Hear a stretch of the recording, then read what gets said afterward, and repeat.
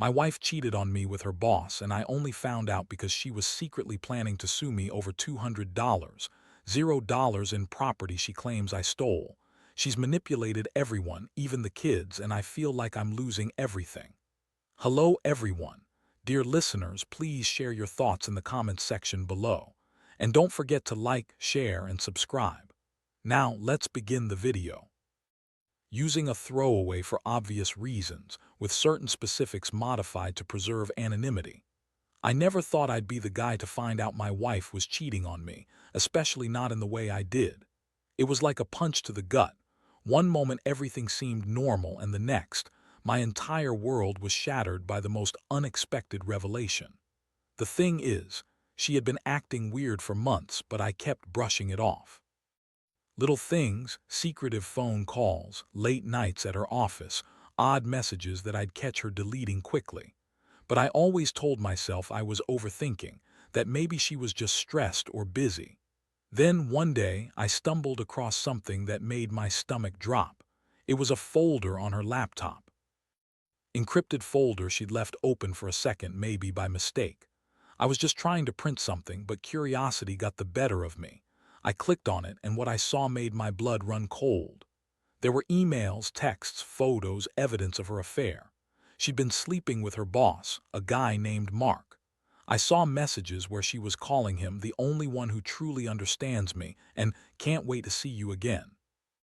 They'd been meeting up after hours, staying in hotels, and God knows what else. It was a slap in the face. I mean, I knew she was ambitious, always talking about climbing the corporate ladder, but I never thought she'd cheat, not on me. We had 2 kids, a house, years of what I thought was a solid marriage. But here I was staring at proof that she'd been lying to my face for months. The worst part, she'd been planning to sue me over property, $200 worth, claiming I stole it from her. She was manipulating everyone, even the kids, spinning some story about how I was a thief, a bad husband. I felt like I was losing everything: my wife, my family, my reputation. The betrayal cut deep, but what hurt even more was knowing she'd been lying right to my face all this time. I didn't sleep that night. I kept thinking about everything: the times she said she loved me, the nights she was with Mark, the way she'd lied to everyone, even the kids. I couldn't believe I'd trusted her so blindly. I kept asking myself how I missed all the signs, how I didn't see it coming. But the truth was, I'd been blind because I loved her. That discovery changed everything. It was like waking up from a nightmare I didn't even realize I was in. I knew I had to confront her, but I also knew that whatever I said or did next would change the course of my life forever. The betrayal was too deep, and now I had to figure out what to do with this mess I'd been handed. I couldn't just pretend I didn't see it. I had evidence, and I was ready to face her. But I also knew this wasn't going to be easy. The lies, the manipulation, she'd spun them so well even the kids believed her. I was about to take a stand, but I had no idea how brutal this was about to get. The moment I found out was just the beginning. Confronting her was like walking into a minefield. I knew she'd deny everything, spin some story, cry, maybe even turn it around on me. But I couldn't keep pretending I didn't know. I sat her down in the living room, the evidence spread out on my phone, and I told her I knew about Mark. Her face twisted into that fake, bitchy smile she always put on when she was trying to manipulate someone. "Oh, come on, James," she said, rolling her eyes. "You're crazy, you're just paranoid, I don't know what you're talking about." She tried to laugh it off, but her hands trembled. I pressed her on it, and she started to get defensive, throwing out lies faster than I could process. "It's nothing, just some work dinner, you're overreacting. Mark's just a friend, you're jealous, that's all." I didn't buy it, I knew her too well. She's always been good at lying, at spinning stories that make her look innocent. But this was different, I could see it. In her eyes she was scared and angry. She knew she'd been caught. I told her I wanted the truth, and finally she snapped. "Fine," she spat. "Yes, I've been seeing him. You think I'd stay with a guy who doesn't satisfy me anymore? You're boring, James. You never listen, never pay attention. Mark's the only one who cares about me." Her words hit me like a punch to the gut. I felt so many emotions: anger, sadness, betrayal.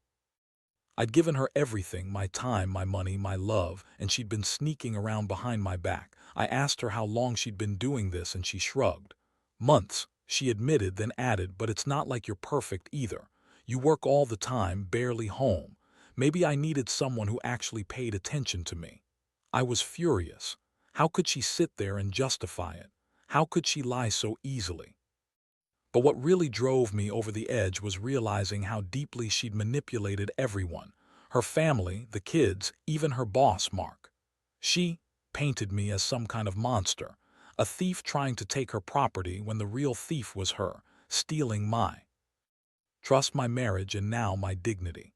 I sat there listening to her try to justify her actions, feeling my chest tighten, my fists clenched. I wanted to scream, to yell at her, to make her see how much she'd hurt me. But I just looked at her and said, "You're a liar. You've been lying to everyone, even the kids. I don't know how you sleep at night knowing what you've done." Her face contorted again and she started crying, fake tears, I knew. It was all part of her game. I realized I couldn't keep going like this. I needed to think, to plan. I knew she'd try to manipulate the situation, spin it so she looked like the victim. But I wasn't going to let her do that anymore. I had enough evidence, enough hurt. I told her I was done talking, that I needed space to think. She kept pleading, crying, trying to make me feel guilty, but I was already past that. I was trying to hold it together, but inside I was falling apart. The worst part. I knew this wasn't just about her cheating. It was about the lies, the deception, the way she'd manipulated everyone, including the kids, so she could get what she wanted. I felt like I was losing everything I'd worked for, and I didn't even know how to start fixing it. All I knew was that I couldn't keep pretending I didn't see the truth anymore. The betrayal was out in the open now, and I had to face the consequences, whatever they might be. After that confrontation, everything seemed to spiral even faster. I thought I'd feel some relief once I knew the truth, but instead I was just overwhelmed. My mind kept racing, trying to piece together what I'd do next, how I'd handle her lies and what this meant for the kids. She kept crying, begging me to believe she was sorry, that she'd change, that it was just a mistake. Honestly, I didn't care about her apologies anymore. I was too angry, too hurt. I started digging into her phone and emails more thoroughly. I needed to get a better picture of just how deep this thing went. That's when I found the real kicker, an email from Mark, the boss, where he was talking about their plans to move in together, how she was going to leave me, and how they'd split everything. It was clear she'd been planning her escape for a while. She'd even discussed how she'd spin the story to the police if I ever found out, trying to make me look like the bad guy, accusing me of stealing property, of abuse. She'd been manipulating everyone to get her way, even the kids, telling them I was a terrible husband who didn't love them anymore. That's when I knew I had to act. I couldn't just sit there and let her keep spinning her web. I started making plans, calling a lawyer, gathering evidence, thinking about how to protect myself legally and financially. Her plan to sue me over the property. I had to be prepared for that. I wasn't going down without a fight. I also started to realize I needed to protect my reputation. If she was going to lie and manipulate, I had to make sure the truth came out. One thing I learned pretty quickly was how good she was at gaslighting. She kept telling everyone I was the problem, that I was controlling, that I was trying to ruin her. She was even talking to the kids about how I'd been abusive, trying to turn them against me. That was the most painful part, watching her manipulate our children, making them believe I was the bad guy. I knew I had to keep my composure, to stay calm and rational, but inside I was boiling with rage. It felt like I was losing everything, and I had no idea how to stop her from destroying what was left of my life. I also found out she'd been secretly withdrawing money from our joint accounts, small amounts here and there, but enough to cover her expenses. She'd been planning her escape for months, probably even longer. It made me realize that her entire life was a lie, her career ambitions, her love for the kids, her marriage. All of it was just a facade to get what she wanted. I couldn't believe I'd been so blind. How did I miss all these signs? Why did I trust her? The more I learned, the angrier I got. I started to see her in a different light, this bitchy, manipulative woman who had been using me all along. She always played the victim, the innocent wife, but behind the scenes she'd been scheming, cheating, lying. And I was just supposed to accept it. No way. I decided I'd fight her tooth and nail. I was done being the naive husband who got played. I was going to make sure she paid for what she did, and I was going to do everything I could to protect my kids and my reputation. This whole situation was a nightmare I couldn't wake up from. I felt like I was drowning in a sea of lies and betrayal. But deep down, I knew I couldn't let her win. I'd been betrayed, yes, but I still had some fight left in me. I'd get through this, somehow. I just had to figure out what that meant, what steps I needed to take next. I knew the road ahead wouldn't be easy, but I was determined to take control of what was left of my life and rebuild from the ruins she'd left behind.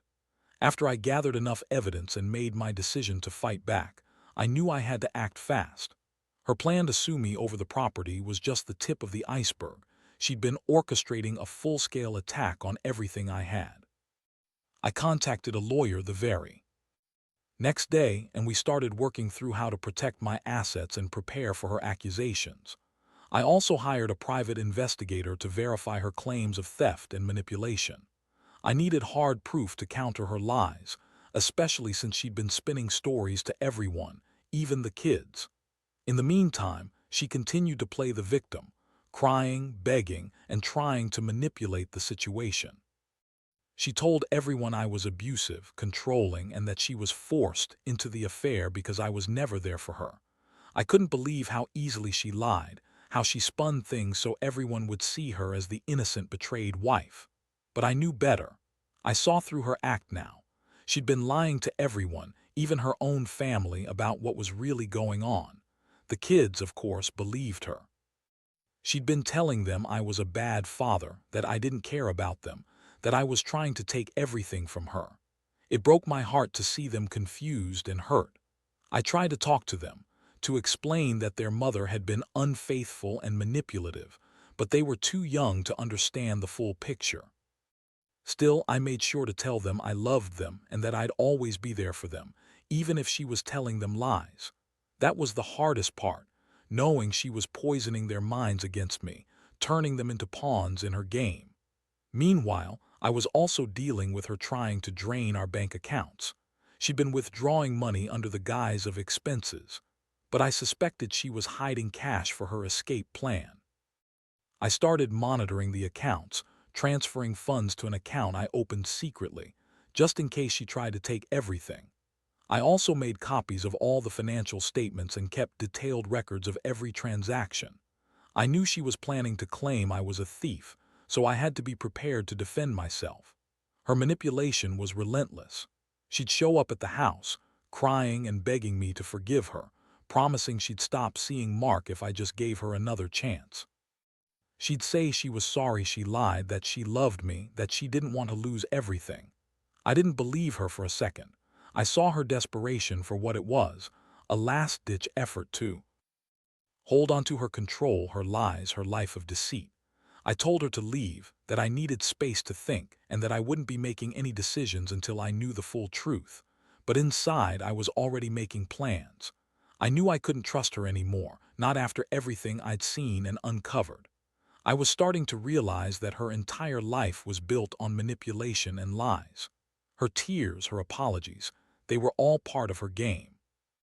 I had to stay strong, keep my focus, and wait for the right moment to strike back. I wasn't going to let her destroy me, not without a fight. I still had some dignity left, and I was determined to protect what little I had left, my reputation, my kids, and myself. Every day was a battle. I'd wake up feeling betrayed all over again, but I forced myself to stay disciplined. I was learning to detach emotionally, to see her for who she really was, a selfish, manipulative woman who had played me for years. I knew that once I had everything in order, I'd confront her again, but this time with the full weight of the truth behind me. The game was far from over, and I was ready to fight until the end. I just hoped I could come out on top before she managed to ruin what was left of my life. The days that followed felt like walking through a storm I couldn't see the end of. I stayed quiet, gathering every piece of evidence, every financial record, every message she'd missed or tried to delete. I knew she'd escalate her lies once she saw I was serious about fighting back. She started showing up more often, begging, crying, trying to guilt-trip me into forgiving her. But I just kept pushing her away, telling her I needed space to think, though honestly I was already planning my next move. One night she showed up at the door unexpectedly, her face streaked with tears, her voice trembling. She threw herself at me, begging me to listen. She claimed she was sorry, that she'd made a terrible mistake, that she loved me and the kids. She swore she'd end things with Mark, that she'd do anything to fix our marriage. It was hard not to be angry, but part of me felt a flicker of something else, disgust. Disgust that she'd lie so blatantly, manipulate everyone so easily, and think she could just come back like nothing had happened. I told her she needed to leave, that I wasn't going to fall for her lies anymore. I told her I knew about her plans, about the money she'd been secretly siphoning, about her manipulative tactics. She tried to deny everything, but I pulled out my phone, showing her the evidence I'd collected, screenshots of her emails, bank statements, her messages with Mark. It was the proof she couldn't deny. Her face went pale and she realized I was serious. That night, I made the decision to file for divorce. I knew I couldn't stay with someone so manipulative and dishonest. I also knew I had to protect my kids from her lies. I hired a lawyer to start the process, and I told her she was not welcome back unless she was willing to be honest and stop her manipulations. She tried to plead, to promise she'd change, but I'd heard enough. I wasn't about to let her destroy everything I'd built, my reputation, my life, my relationship with my children. In the days that followed, I continued to document everything. I talked to my lawyer about how to counter her claims and protect my assets. I also started talking to friends and family, telling them what I'd uncovered. Some believed me, some didn't want to get involved, but I knew the truth needed to come out. I was tired of being the victim of her lies, tired of feeling like I was losing everything I'd worked for. The betrayal had cut so deep, but I was determined to fight for what was rightfully mine, my dignity, my peace, and my future. Throughout it all, I couldn't help but feel a strange mixture of relief and emptiness. Part of me felt good knowing I was finally taking control, standing up for myself. But another part was devastated, devastated that I'd been so blind, so trusting, only to be betrayed so badly. I kept asking myself how I could have missed all the signs, how I'd let her manipulate me for so long. It was a painful lesson in trust and deception. But I also knew that I had to move forward, no matter how hard it was. I owed it to myself, to my kids, to get out of this mess and rebuild my life from the ground up. Now I'm just trying to keep my head above water. The legal battle is ongoing and the emotional toll is heavy, but I refuse to let her win. I've learned that sometimes the people closest to us can turn out to be the biggest liars, and that trust has to be earned, not given blindly. I don't know what the future holds, but I do know one thing: I'll never let her manipulate me again. I'm done being the victim. It's time to take back what's mine and start healing from this nightmare. Looking back now, I realize that this whole ordeal has changed me in ways I never expected. I used to think trust was the foundation of any relationship, but I've learned that trust is fragile, and it can be shattered in an instant if you're not careful. My wife's betrayal ripped through my life like a tornado, leaving destruction in its wake. I felt anger, heartbreak, disappointment, and a sense of betrayal so deep it's hard to put into words. But through all of it, I also found a strange sense of clarity. One of the biggest lessons I've learned is that people will lie, manipulate, and deceive when it suits their interests, especially when they think they can get away with it. My wife was a master at spinning stories, convincing everyone she was the victim, making me look like the bad guy. But I refused to be played anymore. I gathered evidence, stayed calm, and fought for my truth. It wasn't easy, and some days I felt like giving up, but I knew I couldn't let her win. I had to protect myself and my kids, even if it meant losing her. The divorce is finalized now.